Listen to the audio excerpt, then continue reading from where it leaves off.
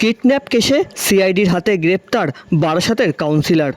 আরজিকর কাণ্ডের মাঝেও ধামাচাপা পড়ল না বারাসাতের কাউন্সিলরের কুকীর্তির কথা। জানা গেছে অতীতে ত্রিপুরার বাসিন্দা এবং বর্তমানে উত্তর চব্বিশ পরগনা জেলার ব্যবসায়ীকে মোটা অঙ্কের মুক্তিপণের জন্য 2 দফায় কিডন্যাপ করার অভিযোগে গ্রেপ্তার করা হয় বারাসাতের এক কাউন্সিলরকে। কিডন্যাপ করার অভিযোগে বারাসাতের তৃণমূল নেতা তথা তৃণমূল কংগ্রেসের কাউন্সিলর মিলন সর্দারকে গ্রেপ্তার করেছে সিআইডির আধিকারিকেরা। অভিযোগ, খদ্দা থানা এলাকায় ব্যবসায়ীকে 2 দফায় অপহরণ করে 9 কোটি টাকা মুক্তিপণ হিসাবে নেওয়া হয়।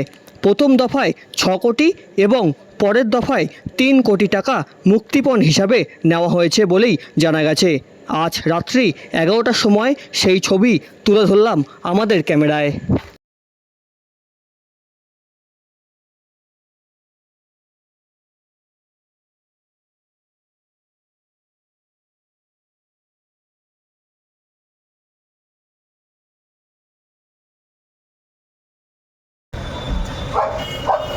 লাইট মারবে সুগন্ধ, লাইটটা ভেতরে মারো না, লাইটটা ভেতরে মারো, লাইটটা ভেতরে মারো, ভেতরে মারো, ভেতরে মারো। এই তো মারো মারো মারো মারো মারো, পেছনে মারো, পেছনে মারো, পেছনে মারো। আরে গেছি দেখো, এগিয়ে চলে যাচ্ছে বেশি পাবে।